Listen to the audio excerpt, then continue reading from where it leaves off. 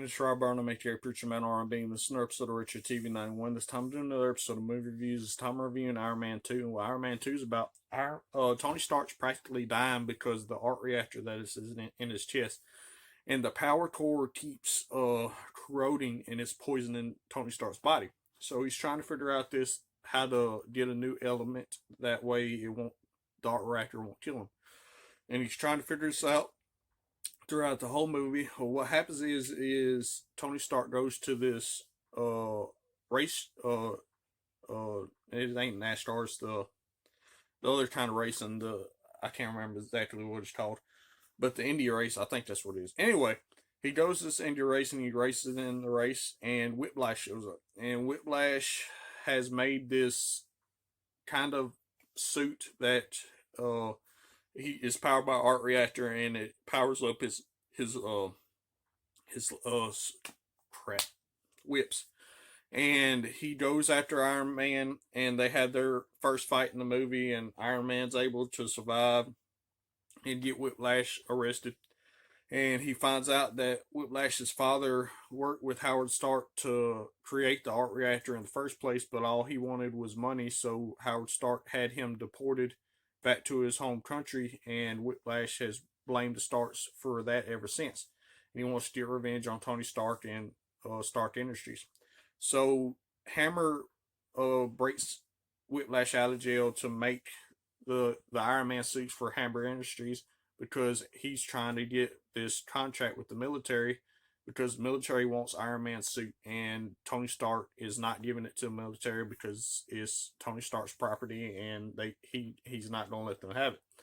Well, Hammer gets Whiplash to make all these drones, and then Whiplash is making his own Iron Man suit, and we find this out at the end of the movie, where Hammer is making this presentation of the drones, and before this, Rhodes and Tony have this fight, and Rhodes winds up taking one of Tony's suits, and he makes it into the War Machine armor, and Rhodes becomes War Machine in this movie, and he gets Hammer to upgrade it and all this other stuff.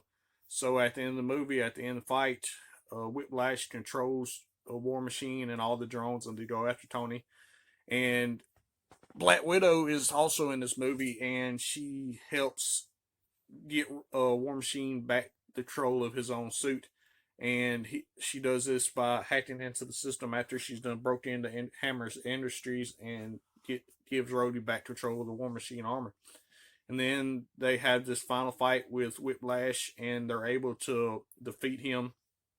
And after this, there's a self-destruct of all the drones, so Tony has to get Pepper out of there before she gets blown up by the drones. And then at the end of the movie, Nick Fury gives Tony his evaluation and says that Iron Man is accepted for the Avengers, but Tony Stark isn't, and Tony Stark's going to be a consultant. So we have to see what happens with that. The only other thing that's happening is we meet this little kid with the Iron Man mask. That little kid's going to be very important in future Marvel movies, so y'all be looking for that when I review it. And also, Coulson goes to New Mexico, and we're going to hit on that in the next movie that I review. So y'all be looking for that. As always, this is Rob Burnham, aka Preacher Man R&B, signing out. My guys, Gucci is awesome. See y'all next time. What do y'all think Coulson is going to do in the next Marvel movie? See y'all next time.